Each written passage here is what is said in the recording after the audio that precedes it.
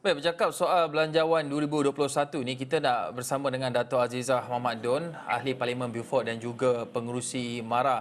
Dato', kita ingin memberikan fokus dan juga tumpuan kepada pembangunan ataupun peruntukan di luar bandar, terutamanya di negeri Sabah.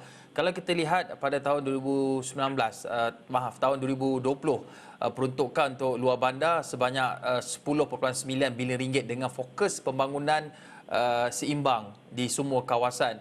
Tetapi kali ini, tahun hadapan untuk Belanjawan tahun hadapan, isunya bukan sahaja melibatkan kemudahan asas ataupun infrastruktur, tapi juga fasiliti kesihatan dalam menepani pandemik COVID-19. Dan ketika ini situasi COVID-19 di Sabah membuka mata terhadap jurang perbezaan ini. Dan pada pandangan Datuk, apakah keperluan mendesak yang perlu diberikan perhatian sekaligus menangani permasalahan infra di negeri Sabah dan juga fasiliti kesihatan di Sabah dalam Belanjawan 2021? Ya, betul. Saya setuju bahawa pandemik COVID-19 ini membuka mata kepada semua, bukan saja kita di Malaysia, tapi seluruh dunia, bahawa perlunya fasiliti kesihatan itu dipertingkatkan lagi. Terutama sekali bagi kami di negeri Sabah, kerana walaupun memang hampir semua daerah di negeri Sabah itu mempunyai hospital, tetapi kita lihatlah semasa pandemik ini bahawa ada keperluan ekstra lagi, tambahan yang perlu diwujudkan bagi kita menangani keadaan pandemik ini. Oleh kerana itu, perbelanjaan yang besar dan perhatian yang serius perlu diberikan kepada menyediakan fasiliti dan juga keperluan-keperluan yang khas, peralatan-peralatan yang khas, juga tenaga kerja yang lebih ramai lagi untuk kesihatan di negeri Sabah itu. Saya sebagai contohnya lah, di kawasan saya sendiri ada 2 hospital, 2 daerah, 2 hospital. Tetapi dalam masa pandemik ini kita terpaksa membuka lagi pusat yang lain bagi menangani masalah COVID-19 ini. Oleh kerana itulah saya meminta dalam bajet ini nanti, dan saya akan juga bentangkan ini di dalam perbahasan saya supaya lebih banyak peruntukan diturunkan ke negeri Sabah untuk kita meningkatkan lagi fasiliti kesihatan, keperluan tambahan hospital di daerah-daerah yang belum ada hospital, mungkin mempertingkatkan lagi pembangunan hospital itu supaya dia lebih berkesan dalam menangani bukan saja dalam masa COVID-19 ini, tapi di masa-masa yang akan datang, insyaAllah. Datuk, pembangunan ataupun belanjawan ataupun peruntukan di kawasan luar bandar ini bukan saja seperti Datuk sebutkan perlu fokus kepada fasiliti kesihatan, tetapi juga dalam usaha untuk bangkit kembali pasca COVID-19 nanti. Adakah Datuk juga melihat keperluan untuk mewujudkan ekosistem ekonomi ataupun perniagaan yang menyokong untuk pemulihan ekonomi yang lebih mantap, terutamanya di kawasan luar bandar? Betul, kerana ini kita tahu ini bukan saja kesihatan yang tergugat, terjejas, tetapi perniagaan. Ekonomi rakyat itu keseluruhannya memang terjejas, amat terjejas sekali. Peniaga-peniaga kecil kita di seluruh negara, termasuk di negeri Sabah, di kawasan-kawasan luar bandar, amat terjejas sekali dan perlu kita bantu mereka supaya dapat recover semula dan dapat mewujudkan ekonomi yang lebih mampan bagi keluarga yang berada di luar bandar.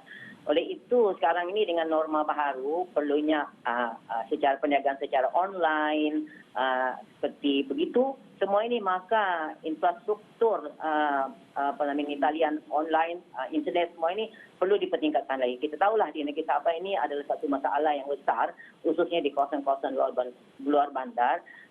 Internet lain ini adalah satu perkara yang menjadi masalah. Oleh kerana itu walaupun ramai peniaga-peniaga kita yang mahu menghidupkan semula perniagaan mereka dan menggunakan jualan ataupun perniagaan secara online, tetapi disebabkan oleh kekangan internet lain ini, maka ini juga satu masalah kepada mereka. Dalam masa yang sama, of course lah kita masih memerlukan lagi infrastruktur di luar bandar, khususnya untuk negeri Sabah ini, kerana kita masih lagi ada masalah daripada ada tempat-tempat yang masih boleh dapat diakses dengan jalan raya yang baik, dan juga masalah air dan masalah juga elektrik yang masih lagi perlu diberikan perhatian khususnya untuk negeri Sabah ini. Ini semua perlu perlu diberikan perhatian yang serius, dan saya mintalah supaya nanti kerajaan akan memberikan perhatian yang sewajarnya untuk menambah peruntukan atau memberikan peruntukan yang besar lagi kepada negeri Sabah. Dari segi perniagaan itu adalah amat-amat penting. Kerana rakyat ini memang ramai sekarang ini, peniaga-peniaga kita khususnya yang berada di luar bandar, terutama sekali kaum wanita juga, orang muda juga, mereka mahu terlibat dalam bidang perniagaan, tetapi disebabkan oleh keadaan semasa, keadaan pandemik ini, banyak yang telah terjejas dan ada yang tutup, kata orang, tidak dapat meneruskan perniagaan mereka, tetapi kita tak boleh biarkan. Kita perlu membantu mereka supaya mereka kembali lagi bangkit dan maju di dalam perniagaan mereka. Jadi peruntukan khusus untuk para peniaga yang berada di luar bandar ini amat perlu diberikan perhatian yang khusus oleh kerajaan di dalam bajet 2021 ini. Datuk juga ada sentuh mengenai soal perniagaan dan Datuk juga merupakan pengerusi Majlis Amanah Rakyat ataupun MARA, sebuah agensi yang antara lain objektif penubuhannya adalah untuk membantu melatih ataupun mencorak hala tuju pembangunan Bumiputera khususnya dalam soal perniagaan dan juga pendidikan. Bagaimana Datuk melihat peranan yang boleh dimainkan MARA dalam kita mendepani COVID-19 ini? Ya betul, dua perkara tadi yang disebut itu ialah pendidikan dan perniagaan. Orang yang mau maju dalam bidang perniagaan ini, dia tentunya perlu ada pendidikan, mesti ada ilmu.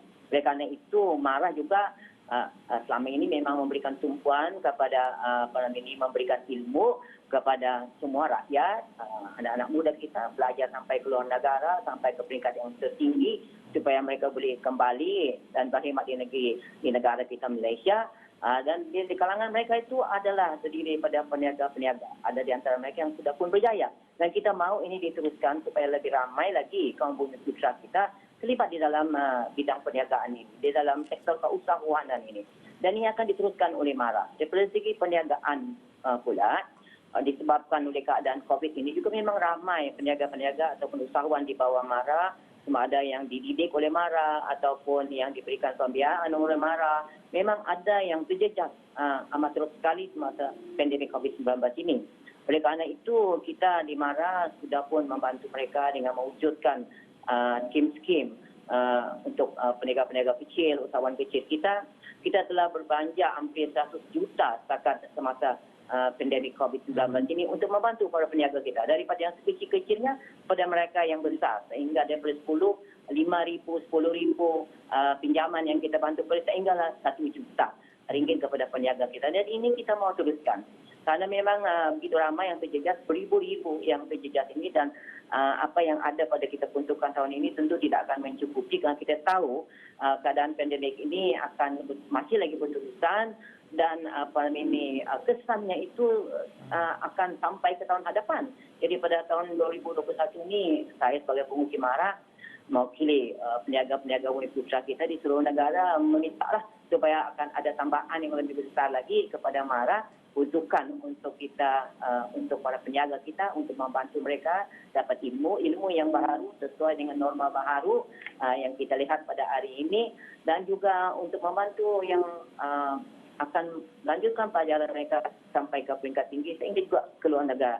Dan ini adalah sesuatu yang perlu diberikan tekanan oleh kerajaan kita. Dan saya ingin mengatakan di sini, ini bukan untuk menanggi Sabah saja. Dia mestilah parlimen ini merangkumi semua wilayah, wilayah Semenanjung, wilayah Sarawak dan juga wilayah Sabah supaya semua rakyat kita, khususnya kaum Bumiputera, mendapat manfaat daripada apa juga usaha kerajaan yang dilaksanakan di bawah MARA. Ya, terima kasih. Datuk Azizah Mohamed Don, terima kasih di atas perkongsian mengenai harapan peruntukan tambahan untuk Perkasan Luar Bandar dan juga MARA terutamanya dalam Belanjawan 2021 yang akan dibentangkan pada 6 November nanti. Terima kasih sekali lagi di atas perkongsian tersebut. Ya, terima kasih. Sudi bersama dengan saya.